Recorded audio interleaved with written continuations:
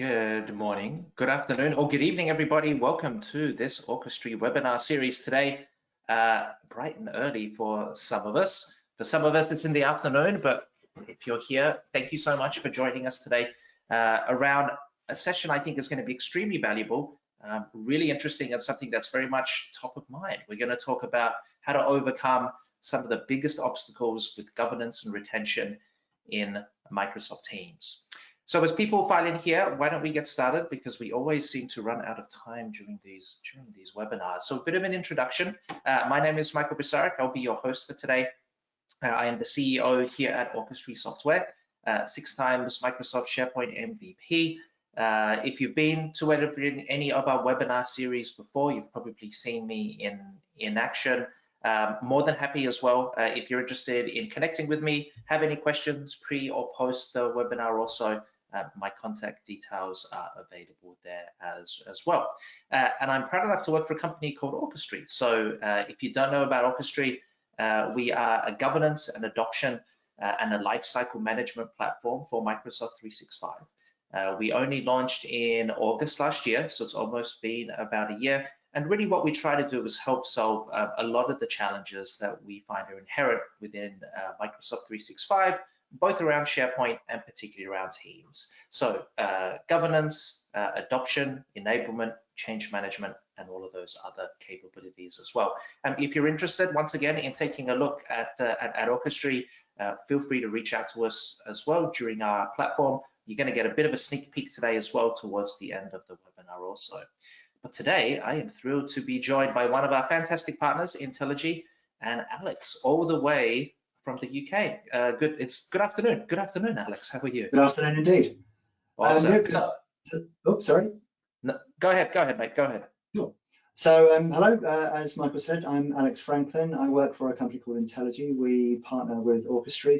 I'm a solution architect here. I've been in this kind of game for, I think it's about 24 years now. Primarily, I'm a modern workplace specialist and a Microsoft 365 evangelist. I did try to compete with Michael on the final bullet there, where he was a former professional chef, but I had nothing. So the best I could get was almost a professional fencer, but then life got in the way, so the swords are on the wall behind me now. And as Michael said, my contact details are here as well. If anybody wanted to get in touch afterwards, please feel free. And the company I work for is Intelligy. We are a Microsoft house. We're a Microsoft 365 consultancy. We work with customers across many different industries, covering the full stack. So anything from getting started with Microsoft 365 to helping you overcome challenges, helping to work to design and build your environments with you, and then continue to build them through business applications, through knowledge management, implementing modern workplace, modern IT, and we also provide managed services and support for all of our customers as well. We are also a Microsoft Gold partner. We're a Microsoft Silver partner in certain areas, but importantly, we're also Microsoft Preferred partner for content services and Microsoft 365 business applications. Awesome. Well, welcome, Alex. Really great to have you on the webinar today. And yeah, a little bit about Intelligy, especially around the topics that Alex is talking about. I don't think there's a better organization that I've seen or we work with that has the depth and range of experience. So well worth reaching out to the folks. Super friendly, super smart. As all of our partners are, but Intelligy has some pretty unique set of skills, and they are located all the way in the pond in the UK as well. So let's talk about a bit of an agenda today, so everyone knows what we have going on today here. So the first thing that we'll cover is a little bit around session goals, just so once again we can level set and everyone knows what they're here for. We always try to do that at the beginning of these webinars, so we all understand exactly what we're here for. Then we're going to get into some conversations with Alex and some really great information around the challenges of managing Microsoft Teams. As we know, the rush to remote work has meant in a lot of organizations the rush to deploy Microsoft 365 and Teams in particular. Probably even more so now with the move away from Skype for Business into Microsoft Teams coming up thick and fast. And we are finding organizations having some pretty significant challenges in that management. So Alex is going to talk about that. Then we'll talk a little bit around provisioning, governance, and lifecycle of content. Really these 3 main areas that you need to have in place to make sure that you have a great and a long-term sustainable teams environment. Then Alex is going to touch upon retention and disposition as well. I think this is going to be a super interesting area because it is one of those capabilities that we find in Microsoft 365 that people are very interested in, but there's not a lot of good information out there, and it can be really confusing. So Alex is going to touch upon that. And then what we'll do is we'll probably do a little bit of a demo of Orchestra as well, just to see where things sit. We'll do some Q&A, and then at the end, please fill in the post-webinar 3-question survey. It's only 3 questions. It really helps us understand if you found the webinar useful or not, so we can keep creating great content for you as well. Before we begin, also, if you want to do any Q&A or social, so the first thing is from a question and answer perspective, within GoToMeeting here, there is a Q&A capability. Please feel free to ask as many questions as you essentially would like to. Think of this as essentially free consulting from Alex as myself. There's a wealth of knowledge here, particularly from Alex around some of these areas. We'll try to get to as many of the questions as we can, and if we don't, as always, we will do a bit of a blog post as well with those questions afterwards. If you want to do any social as well, we'd love to see you tweet and LinkedIn and I don't know what the cool kids do, TikTok and Snapchat, whatever people do. Feel free to use the hashtags of #Orchestra or Work Made Simple and #Intelligy as well. There will be, the recordings will be sent also. So for everyone that couldn't make it live and are listening to this recording, hello from Alex and myself. And of course, don't forget to follow us on Twitter, both at Orchestra and Intelligy, and the same with LinkedIn as well. All right, so let's get into this. Let's talk firstly about some session goals. So really, this session has a number of, I think, really interesting capabilities. So the first one is talking about some of the common challenges of deploying Microsoft Teams. You might feel that your organization is unique in terms of the challenges that you're experiencing with Microsoft Teams. Turns out you're probably not. So it's really good. We're going to start off with level setting and understanding, like I said, what some of those challenges are. Then we're going to talk a little bit around the significance of retention policies and managing information within Teams and SharePoint and Microsoft 365. Probably the part I think is going to be the most valuable because it is such a difficult topic to understand, is understanding disposition in Teams and also some of those new features that have just been released. And Alex, some of these features have just been released, I mean, very recently, right? Last month or so. Yes, one of the main things I'll be touching on is a new element to it that was released or announced in May of this year. So very new. Awesome. So lots of great stuff there. And then we're going to see a little bit of Orchestra in action. So see Orchestra and how it can help and manage teams more effectively. All right, before we begin, today's poll. So let me just do this and let me launch the poll here. All right, so today's poll question is, let me see if we can see this.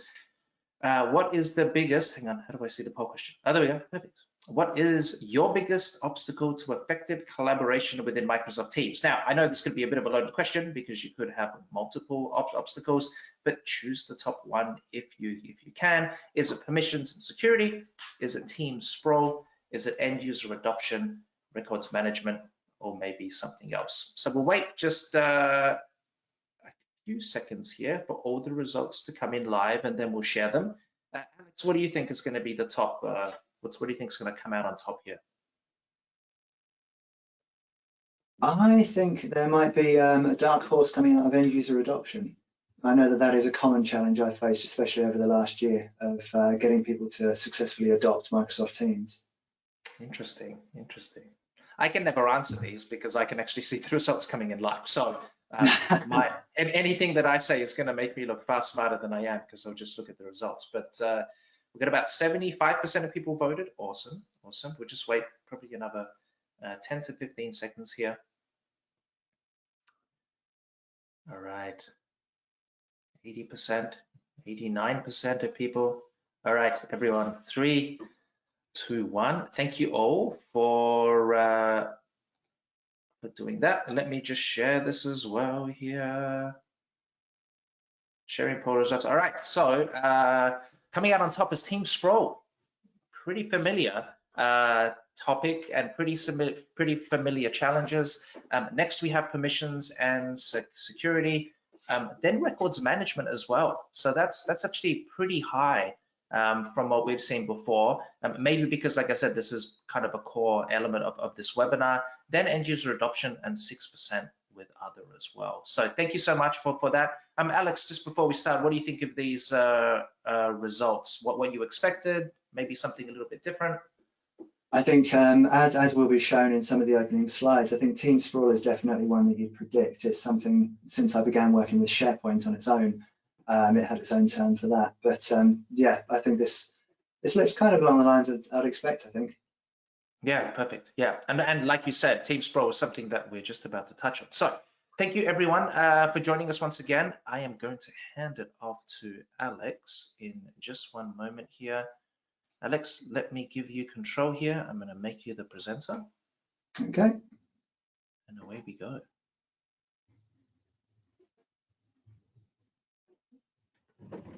Right. Let me minimize here. Oh, the organizer must hide the poll results to enable screen sharing, apparently. There we go. Sorry about that. Let's try that again. Apologize. Perfect. We are good to go. Cool. So do you see the slide on its own? Yep, we see it. We're good to go, mate. Excellent. Thank you. Right. So I'm starting off with just the summary title that we had earlier, the challenges of managing Microsoft Teams. And so as anyone or most people know and hopefully agree with, Teams is an excellent collaborative platform. It's changed the way a lot of people over the world work. And it's changed the way I work and my company at Intelligy work, how we work with our partners and with our customers. And I believe I'm correct in saying that it is the fastest growing product in Microsoft's history. In early 2020, there were 30 million active users of Microsoft Teams worldwide.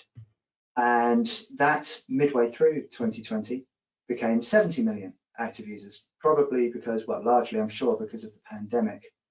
And that's continually increased. And as of April 2021, it grew to 145 million users. And that is a lot of people, a lot of teams, and a lot of content coming into here. And this is stuff that needs to be managed. We need to make sure that we manage this effectively and prevent some of these issues where we've got ongoing permissions management, Team Sprawl, which is the main thing. And that's actually the first thing I want to touch upon, because if there's one thing that you take from this webinar, just one thing of anything else to help govern and manage your estate better, turn off self-service creation. Turn off the ability for everybody to be able to create anything anywhere they want. And this is something that has always been a problem. To be honest, since I started working with SharePoint well over a decade ago, I think it was back in 2007, there was the term then, what's now Team Sprawl, was SharePoint Sprawl, and it was the bane of many administrators' existence, where people were creating SharePoint sites all over the place, and they were scattered, they didn't have any meaning, they didn't have any concept of value because we didn't know what was going on with them. And it was bad enough then, but it's actually worse now if you look at it from the Teams perspective, because if I create a Microsoft team, I'm not just creating a Microsoft team, I'm creating a SharePoint site as well, because all of the content in that team lives on a SharePoint site, all of the files, the folders, etc. But it's not just a SharePoint site. It's an Office 365 group that gets created. It's an Outlook shared inbox, a shared calendar, a planner plan, a OneNote workbook, and a Power BI workspace. And so we're not just creating single instances of something that's a problem, we're creating lots of instances of lots of problems.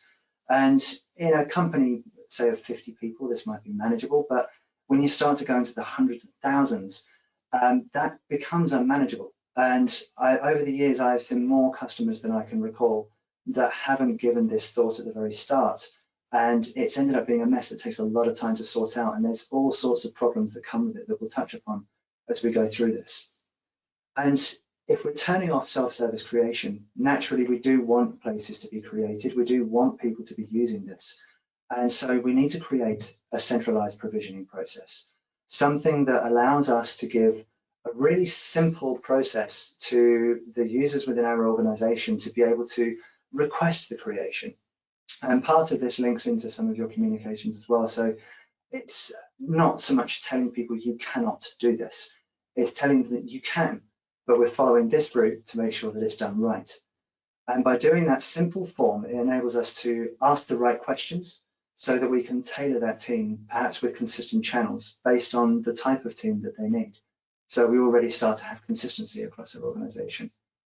It helps prevent teams being created when perhaps one already exists. So many times I've gone to places where we've got Alex test or something like that, or we've got a case where someone creates a team, they then discover that a team already existed for it. So they just go and use that one and leave this one to go stale. And it just creates more and more mess. And by managing it at the start, we can better manage security. We have better control over who has ownership of these teams, even if we even want there to be owners. We may want everyone to be members so that the ownership and the security element is always managed through a central channel. And we can control this at the very start. And it also gives us a comprehensive record system for our teams, because that form, when it's sent, it becomes a record of that team. We see who wanted it, why they wanted it, when they wanted it, who approved it, and then any other information that's important as well. And that helps us to manage the knowledge of what we have in our estate. It helps us manage the life cycle of everything associated within that estate as well. We may want to put in annual reviews of our teams where we then contact owners to see what it is they have and whether or not it's still needed. And as we'll talk about later as well, we can set retention policies at the very start. So if we're looking to implement a rigid practice when it comes to retention, we can put that in at the start, assign to our team before it's even, or as it's created. So we just have a simple, straightforward process to request, approve, create, provide it to them, and then report and manage. And this doesn't necessarily just mean administrators reporting and managing, because this is in a list that can be accessible to anybody as appropriate to manage this as we go through. And when we're creating teams, in case you're not aware, just a couple of Teams 101 points. And there are 3 types of teams that you can create. So we have an org-wide team, which is probably the lesser concern because they can only be created by global admins. And with these, you can have up to 5 per tenant. And when you create an org-wide team, it automatically adds everyone in your organization as a member of that team, as long as your organization is under 10,000 users. And there's probably it's a very limited amount of reasons you would have for creating those. Sometimes, to be completely honest, I would prefer Yammer for something like that, but it's a completely separate topic. We have public teams, and with public teams, that means I create it, we work together as a team, but anyone else in my organization can find that team and they can join that team and participate in that team without any kind of authorization. And then finally, we have private teams, and there's 2 flavors of these. With private teams, if I'm a member, I can work away and do my stuff. If I'm not a member, I can't see anything within that team. But that private team can be discoverable so that I can have visibility that the team exists and I can request to join the team and then be approved by an owner. Or we can have non-discoverable teams. So that team is private and nobody will know it exists unless they've actually been invited in. So we've got our provisioning, we've got our decisions on the kind of teams we're creating, and we start to now consider some of the other points within our team. And the first one is about private channels. So in the image that you see here, you'll see we've got our team and we've got all of our channels there, but we've got budget and resourcing, which has a padlock next to it. So this is a private channel. And what that means is only certain members have visibility of that channel's existence, and only certain members are actually able to participate in that channel in conversations or sharing files. Anyone that's not listed as a member of that channel doesn't see that it exists. And you do need to be a member of the team to be added as a member of the channel.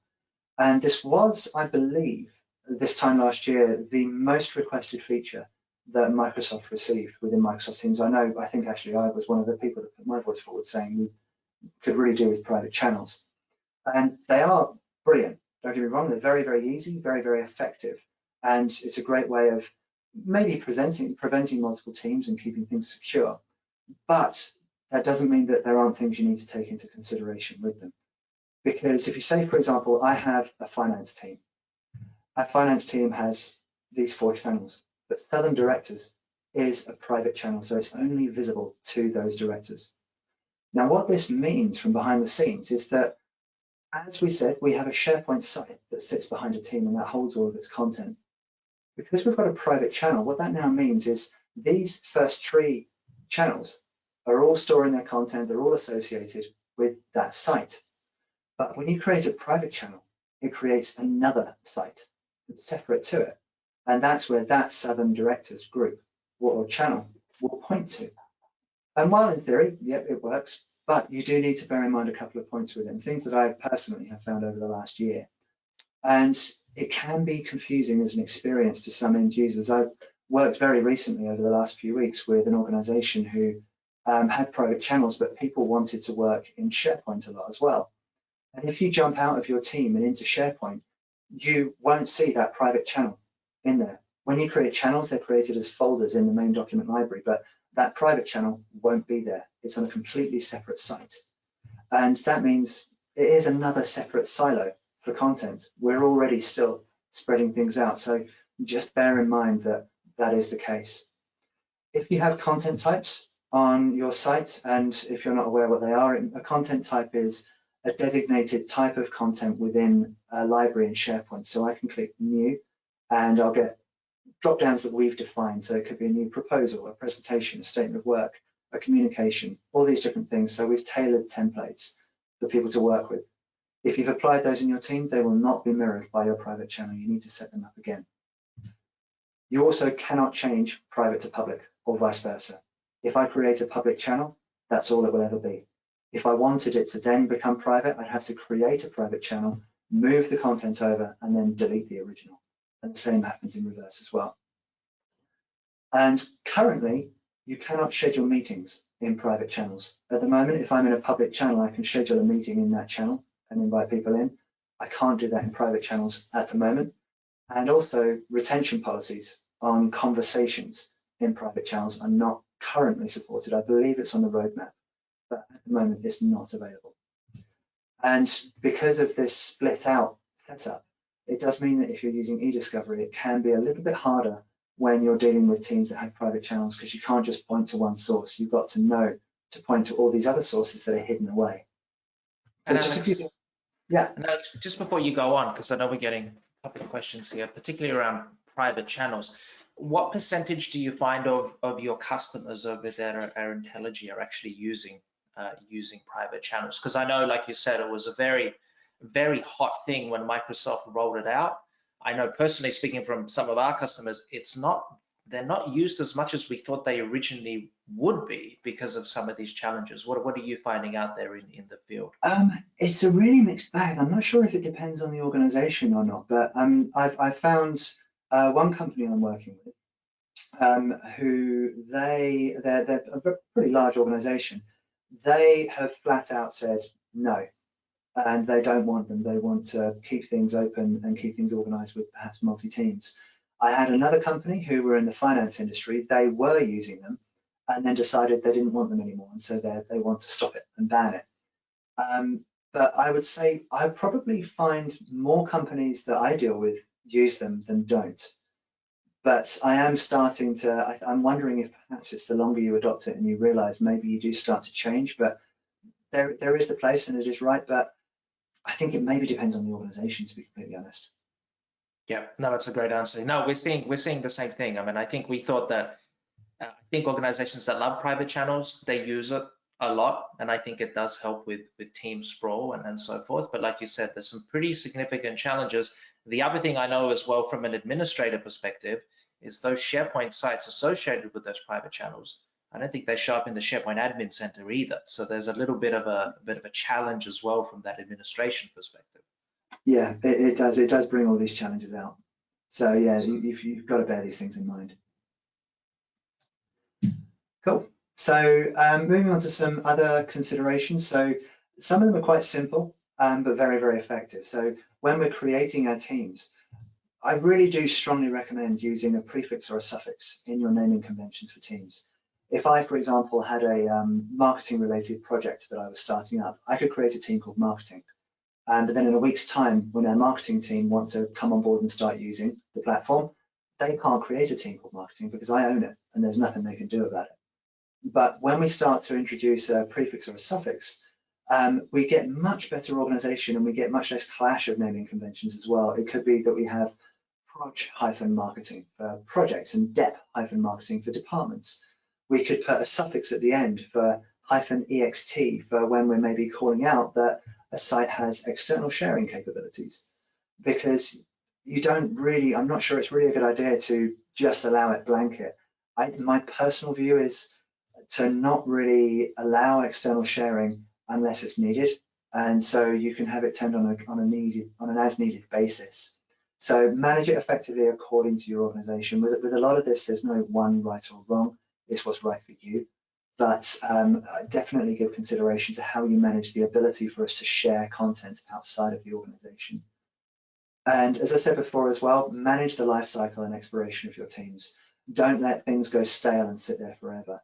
Use the different methods available, whether it's using the reports that come from the forms that you created to contact people and carry out what needs to be done, or use some of the features that we're going to talk about later, both from a retention perspective, but also from the ability that Orchestra itself has to make your life a lot easier with that too.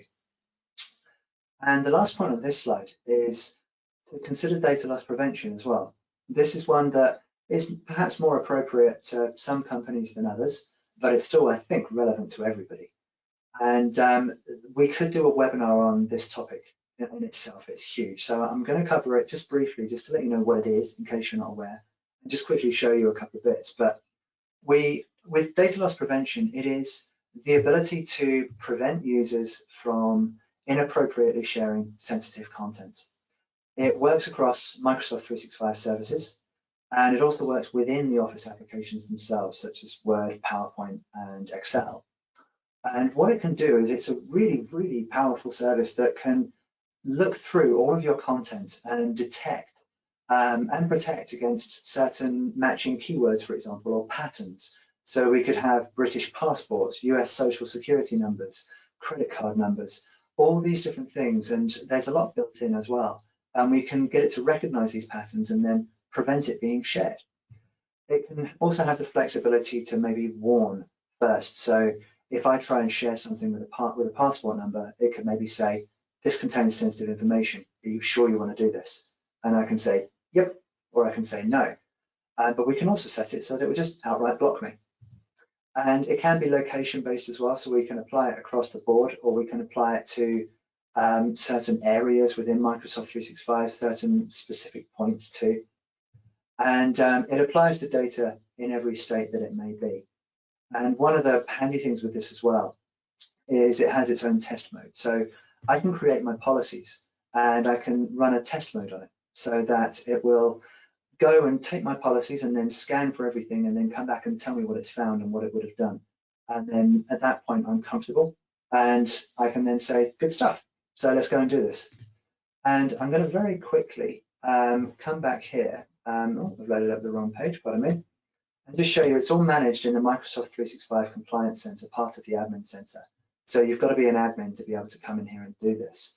And if you see on the left-hand side, I can scroll down here and click on Data Loss Prevention. And I go to my policies. And this is where we can see we've got policies that are set up for US financial data and GDPR. If I just create one very quickly, you'll see we've got these templates that we can use to automatically pull out certain things, or we can create our own. So I'll choose perhaps Canadian financial data. And then I can start to go through the motions here to apply my location. So what do I want to scan? If I'm only interested, I may only want to scan chats in Microsoft Teams to make sure that nobody's having chats about certain topics and certain things. I can set that. I can block it. I apply my settings. I test it. I review, and I then deploy, and away we go. And it's very, very effective and very powerful. But like I say, I could carry out a webinar for a whole session on that alone.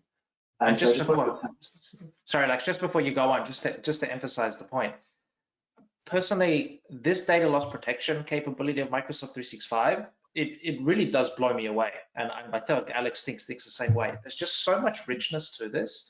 And Alex said maybe we'll get him back on to do a bit of a webinar around this. But just a question that we've had, licensing. From a licensing perspective, Alex, I know everyone loves licensing questions, and they're probably the worst type of questions to throw out during a webinar.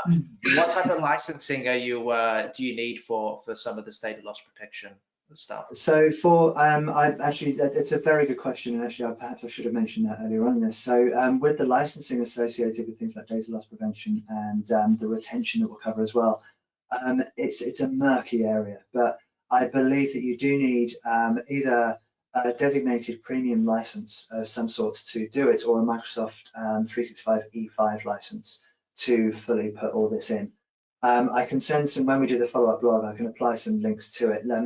I always try to remember all the different facets of licensing, but always fail dismally. It's a very, very messy area, but I believe you'll need an E5 or a premium license associated with the practice that you're trying to put in place for your users.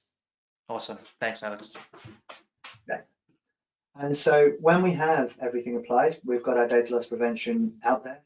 It just kicks in and it works very, very well. So if I try and send an email that has a passport number in it, it gets caught. It gets blocked and it gets returned to me, telling me. If I try and post a message in Teams with a passport number, it gets caught, it gets blocked, and it doesn't send.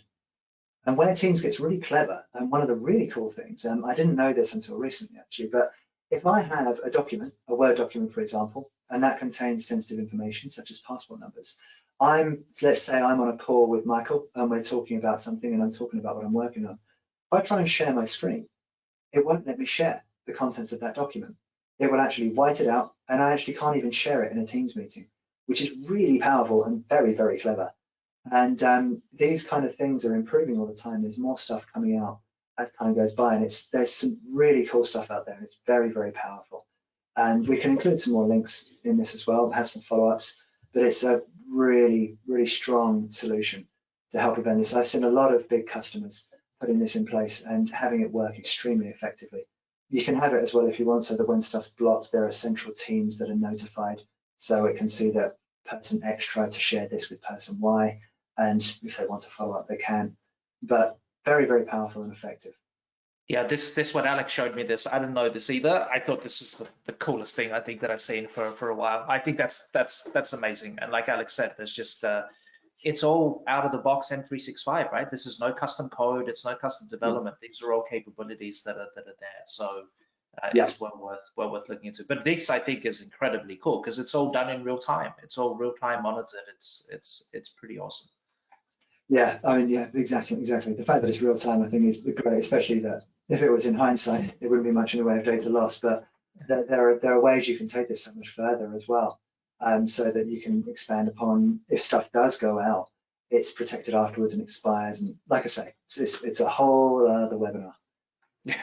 We have covered, so we're controlling the starting point. We're controlling the creation of our teams. We're controlling what happens at that point so that we correctly secure and we protect and we govern effectively while still allowing people this freedom within boundaries, should we say.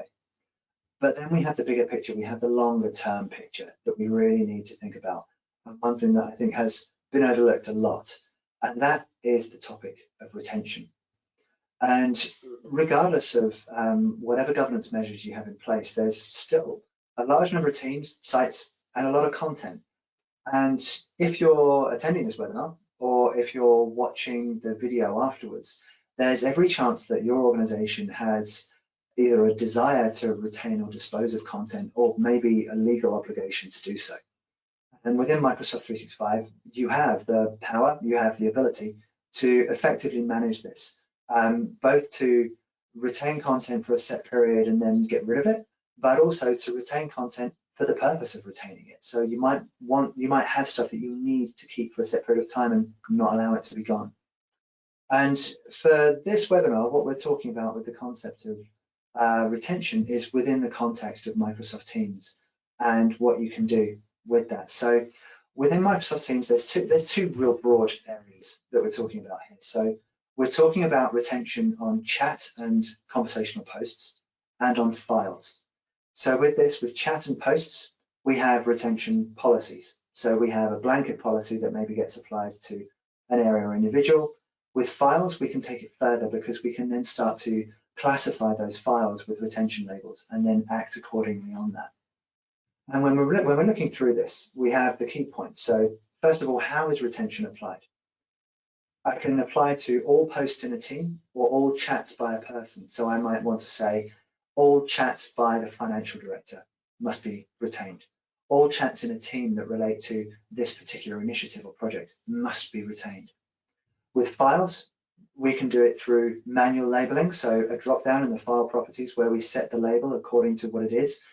I'm going to be completely honest. It's unlikely that in most cases that will be an effective way of doing this with manual labeling.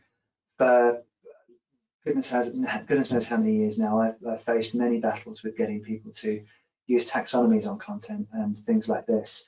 And so with the manual labeling, I'm not sure it is entirely the most reliable approach to need to get people to do it themselves, but you can set default values on locations, on libraries, on teams, on folders, whatever it may be, so that you have a default value that's applied at the point that it's created, and then people perhaps tag by exception, which is likely to have a much greater success rate. And there's other automated methods as well based on perhaps sensitivity, where you can add stuff in and get that thing tagged so that it conforms as needed. And then what about when do retention periods start? So when does that clock kick in for how long we need to act on this? With chats and posts, it's when the chat or post was first created or when it was last changed. So when it's first created, the timer starts. If it's modified, the timer resets and it starts again. Same applies with files. We can choose which we approach. We can also choose to start the timer at the point at which that file is labeled, or the one that I personally think highest of that I really like is based on an event. So we can have something outside of that file structure perhaps that kicks off retention. We may have a project. That project has a central project record. When the time comes that I go in there as a project manager and change the status of the project to closed, that kicks off the timer on all associated files. It may be that we link them together with an ID of some sorts or something like that, but either way, there's an event that takes place and that then kicks off that timer for the retention of our content. And then during the time when that retention period is running, what can happen to the content? So we can set it so that chats and posts can be edited. We can set it so that it can be deleted, but they'll be retained behind the scenes. So I might go and blanket delete a load of stuff, thinking it's gone, but it's not. It's behind the scenes because our retention policy is keeping hold of it there for the period of time it needs to be. With files, they can be editable or they can be locked down. So while that retention period is running, files cannot be edited that are bound by that period. We can also set it so that while they're labeled, they can't be deleted. And an emphasis on here, while labeled, this is a slight drawback, because you cannot make retention labels mandatory. It does mean that in theory, a user can go in, take off that label and delete the file because you can't make them mandatory. And then what happens at the end of retention? So when that time is up, whether it's 6 months, 1 year, or 10 years, what happens? So with chat and posts, we can have it so that they're deleted, or we can say do nothing. And you might question why you would set a retention policy that has an end result of do nothing. But it comes back to an earlier point I made where retention isn't just about disposing of content after a period, it's about making sure it's kept for a period as well. So we might want to ensure that all conversations associated with a certain project are definitely kept for 3 years and cannot be removed for a number of reasons. And then after that time's up, you can do what you like with it perhaps. And the same applies to files. So we can have it so that they're deleted, so that nothing happens, or they're subject to a disposition review. And this brings me on to one of the closing areas, and we mentioned this earlier. So with disposition, this is all about what happens when that retention period is up. So the action or actions that are carried out at the end of a retention period. This is where we bring in the human element. So it might not be appropriate for us to just say everything tagged to this label is removed. There may need to be cases where it's kept for longer, where that retention period is delayed. So this is where we bring the human element in to review. And with disposition in Microsoft 365, there's a central group of disposition reviewers that are notified, one single group that are notified and have access to all the files in a single location, one big bucket of stuff that has reached its end of retention, so that they can review that content and then choose as they go through what needs to stay and what needs to go. And so it's a straightforward principle. You have your group and they are the ones that then decide what stays and goes. But this is where the new feature we mentioned earlier comes in, because I think one of the troubles that organizations, especially much larger organizations, have had is that can be a nightmare to manage, because you could have tons of documents and giving one single group management of going in and looking at all that content and differentiating each out to act upon as they need, or potentially giving certain individuals access to content they maybe shouldn't have access to. And this is where we then bring in what was announced in May of this year, multi-stage disposition. So it's very, very fresh. It's hot off the press, so to speak. It is available now. It's rolling out and it is out there. I haven't used it in anger, but we've played with it. But what multi-stage disposition allows you to now do is it allows you to apply retention labels that are then targeted at different groups of reviewers, so that you can then push that content out to different people, so that certain reviewers will no longer have visibility of content that is not relevant to them or is inappropriate for them to access, for example. So what we would have is, as an example, we might have a group of disposition reviewers created for every department, let's say. It would differ depending on the organization, of course. What I would recommend with this is, as when you're creating security permissions on any site or team, if you can avoid using individuals, avoid using individuals. For this, use a mail-enabled security group so that everyone's stored in one place. And then that group has assigned ownership of the different retention labels that get targeted to different areas in your organization, a process that can run through Outlook, OneDrive, Teams, and SharePoint, so that the right people are notified when the content relevant to them reaches its retention period expiry, and then they can manage that from there. By doing it using, as I said, a mail-enabled security group as well, this is one of those things, along with most of what I've said here today, should be incorporated into a leavers process as well. So with your joiners and leavers process, have something added in that reviews what ownership each person has. So they might be listed in a group that makes them a disposition reviewer. Do they need to be replaced? They're listed as an owner of all of these teams from the records that we have here. Who can they be replaced with if they're the only one? Do we have others there that will take over? All these different things.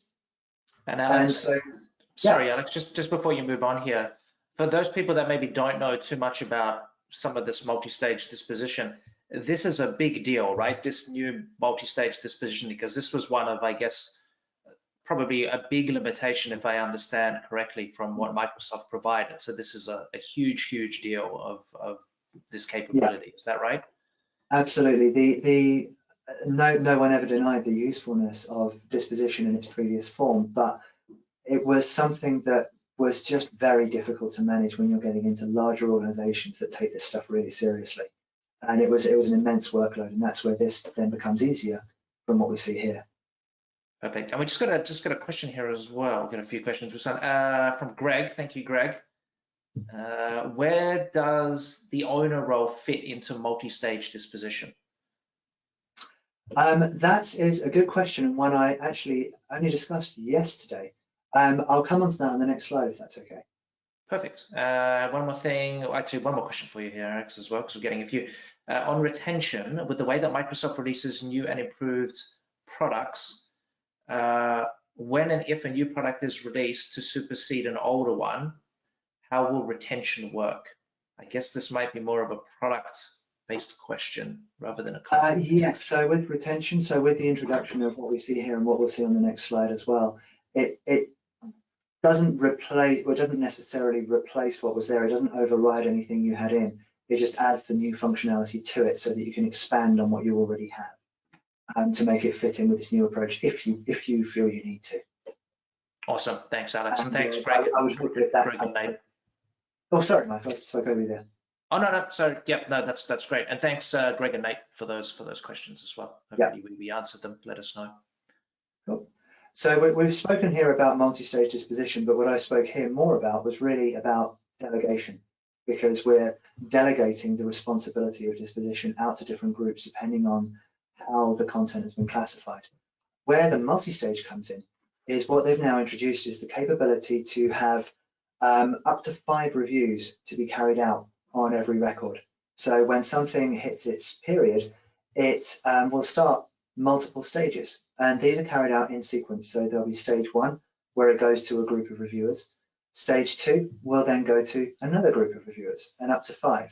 Now, you cannot have the same people involved in multiple stages of this. If you're going to have these stages, they have to be different groups of individuals that come through. So that retention period is reached.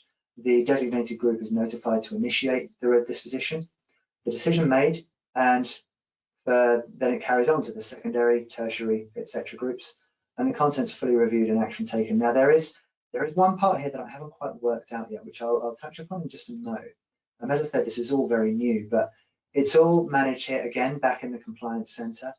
And so when I come down here, I can come into Information Governance, and I can, for example, come under here where I've got my label policies, and I've got policies here that apply, and I go to my labels.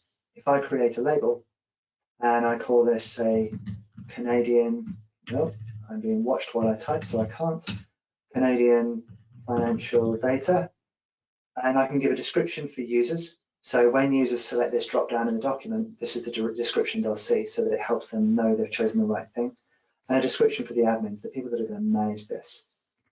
Okay, next, I choose how long I want to retain anything that's tagged with this for. So I can choose any number of years that I want, so I can set custom, and then start the retention period based on when it was created. And this is where we see some of the things from the slides earlier, where when it was labeled, or an event type, and certain things like that.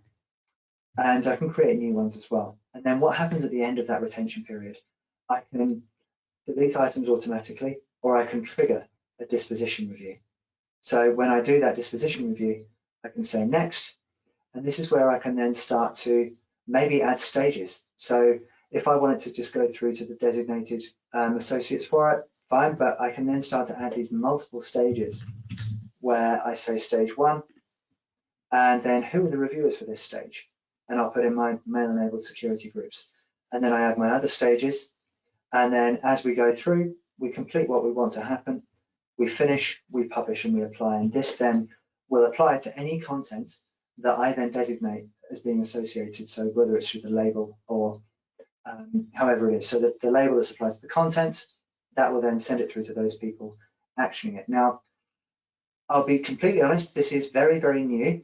And there are certain things we haven't quite worked out yet because we haven't been able to use it in anger. Because one of the things I'm curious about is what happens if there's 3 stages. Stage 1 says delete. Stage 2, or say 4 stages. Stage 1 says delete. Stage 2 says delete. But stage 3 and 4 say keep. And to be completely honest with you, at this point in time, I haven't found anything that tells me clearly what happens in that circumstance. And that's something that hopefully by putting some heads together internally, we may be able to find an answer to include in the blog. But as Michael said, it is a big deal. It's been something that was absolutely necessary in organizations for some time, but it's been something that has been a headache. So it's really great, it's really powerful, and it's out there, premium licensed, of course. So having gone through everything we have, just to close things out, what happens if we choose to do nothing? And if we choose to do nothing, please don't, by the way, but you have an absence of structure. You have everything scattered everywhere without governance. You have no clear ownership of areas. You are unable to really see who owns what, why it exists, its purpose. You don't understand the value of the teams and the sites that are there. You lack knowledge.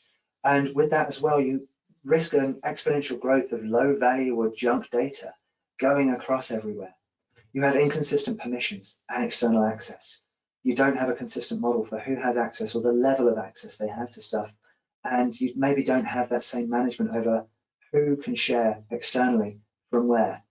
And by having all these scattered areas of content, it also means that stuff is really hard to find.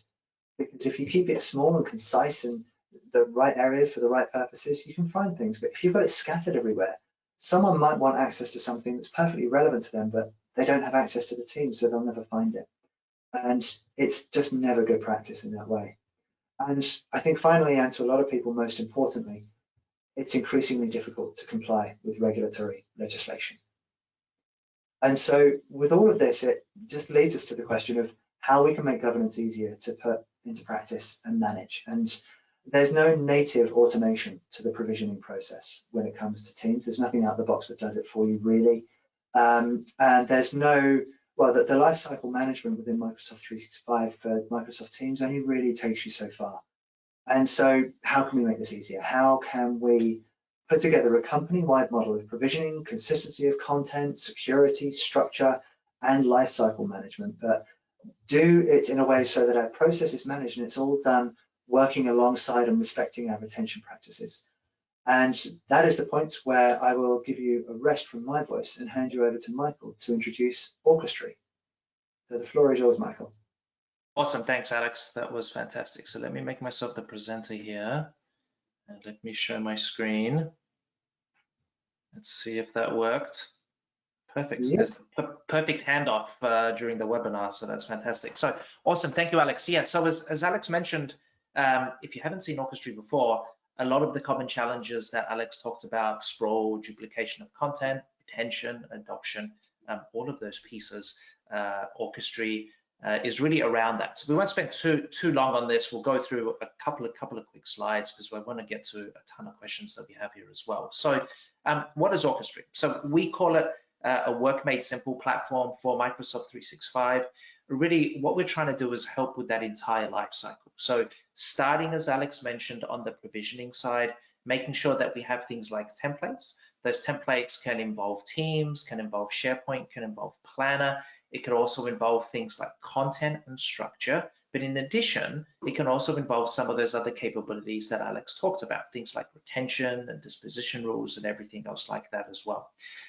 We also apply some native capabilities around naming. So as Alex mentioned, having great naming policies is something that needs to be done. I don't know how many times we've seen customers who have got one team called Project A, another team called Project -A, another team called Project, -A, and then another team called A Project. Conceptually, they're all the same teams, but because no one really knows what exists out there, 4 people have created 4 different project teams. They maybe wait for a couple of days, they all start using it, and then they come back to poor IT and say, oh, we've got these 4 teams, can we merge them together? It's not an easy job to merge content and conversations and everything else together. So having those great naming policies can also help. We also help on the active usage side. So kind of helping you understand what's happening within that collaboration environment through things like understanding Teams, SharePoint, and group usage. We have something called the workspace directory as well, which helps you, the users, both see and categorize the teams and the SharePoint sites that you have. And then one of the things that we have coming up, which we're super excited about, is around lifecycle management. So for those of you that haven't seen Orchestra or are new to Orchestra, really since launch, we've concentrated on this workspace creation and the active usage side.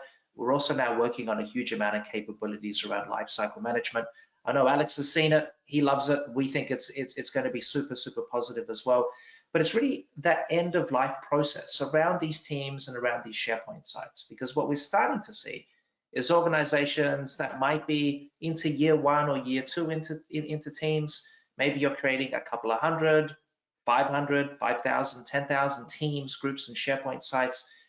That tends to accumulate over time, and there's no real good answer from Microsoft, particularly at that holistic group level of how do we manage this content and how do we process this content also. So we've got some capabilities coming up around those particular pieces also. So I won't get into a demo just because we've got a ton of questions as well, which we're gonna get into. But if you're interested into a demo of Orchestra, let us know. Feel free to reach out to us. We could definitely set a demo up with us or with Alex and his team as well going forward. So, Alex, I'm going to hand it back to you because we got a lot of questions here. So let me what's it called? Let me find a question here. Going through this question and answer panel. Okay, this is a good one from Richard. Thank you, Richard. Alex, this one is definitely for you. What happens in multi-stage if the reviewer in stage 2 is no longer with the company? You can add additional people to that mail-enabled security group, and then they would be permitted to access the content that it is responsible for. So you can add somebody else to that group, and then they would be able to take it on and then take that task from them. Perfect. Okay, a couple of other questions here that we have, and feel free to what's it called, to answer your questions as well. Sorry, there's a ton of them here. GoToMeeting isn't the best thing to, good to ask the questions, not so good to manage the questions, unfortunately. Okay, Alex, we got a question here from Patrick. Retention versus archive. How can you make sure that some information is properly archived? This was a pre-session question from Patrick here. Yeah, so I mean, I think part of that is potentially down to what you mean by archive, because archive can mean different things in different circumstances. But when we're talking about retention versus archive, retention can often be the mannerism or the mechanism by which you initiate archive, because it's about keeping it for a set period of time and then deciding what happens. And the archive process itself is something very separate to retention. So archiving can be done whether it's printing out the document and putting it in a filing cabinet, or having it sent to a secure storage that's taken somewhere else, or even to another SharePoint site. So they're really two different things from that point of view, because the archive is the action and the retention is the point that defines that action. I hope that answers the question. I hope so. Yeah, I have no idea about the answer, so I think it sounded great to me, so I think it's good. All right, a couple more questions here. This one's from Greg as well, or a different Greg. Is content classification used in Teams to apply appropriate retention policies? If so, how do you do this? So that is what we covered in, actually we touched upon that in the slides earlier. So content classification in Microsoft Teams applies to the files in that team, not to the chat and posts. With the posts, you have a blanket policy that applies to an area, a team, or a person. And then when we're using the classification, it's the files that are classified. And then those files are dealt with as is deemed necessary based on that label and the associated policy. Awesome, thanks, Alex. And one last question here. This is a really common one that I know we always get. So how to handle locking down of creation of teams by anyone, but still allow Planner to be created and provisioned? Yeah, up until quite recently, you couldn't really, because a plan had to be associated with an Office 365 group, I believe. That has very, very recently changed. I think, was it March? I think there was an announcement of something called, I think it's called roster plans. Correct, roster, roster plan and plans, yeah. So they now allow you to be able to create plans without having an associated Office 365 group. I'm guessing that was also, that's quite a common thing Microsoft here as well. So I would imagine that there'll be more coming in time that enables that sort of feature. But yeah, the answer is roster plans. What I'll do is in the follow-up to this, where we answer some of the questions in the blog, I'll put a link in there that explains those as well. Perfect. So I think roster plans, from what I'm aware, they were rolled out, then they stopped the rollout of them. So I think they're going to come out a little bit later on, just because there's a whole bunch of internal stuff with Microsoft, but it's linked to also the ability to have Active Directory groups as membership groups of Microsoft groups as well. So I think they launched it and then they unlaunched it, and then basically, hey, it happens. As if you've ever used Microsoft 365, as you know, sometimes that happens where they roll things out. Yeah, also happened with the SharePoint app bar recently as well, didn't it? As well. Exactly as well. Perfect. So a couple more questions around Orchestra. So if you want to try out Orchestra, we do have trials available. Get in touch with us. We'll get you in touch with Alex and his team, and they'll be more than happy to take you through any questions and through any of the platform as well. Just before we sign off here, Alex, amazing session, full of awesome information. I'm still blown away by especially the data loss prevention on sharing. It's very cool. But thank you so much for your time. We super appreciate it. I know the attendees do as well. A ton of great feedback. And if we're lucky enough and we get enough interest, we'll definitely have Alex back to talk a little bit more around some of these other capabilities. Because that compliance center, I know Alex just kind of ripped through that. There's so much information. There's so many capabilities there. There's so many features. It's really an area that a lot of people don't know about. So it's well worth doing another session on. Yeah. But likewise, Michael, thanks a lot for having me along. It's been good to be here with you, and thanks to everybody else for your time in being here too. Awesome. Thank you so much for joining us. We are doing another session next week, actually, around taming teams with Orchestra with another one of our partners. Like I said, thank you so much for joining us. Thanks again, Alex, and to the entire Intelligy team. Have a wonderful day, and we'll see you at the next webinar. Yeah. Thanks a lot. Thanks, Alex. Bye-bye.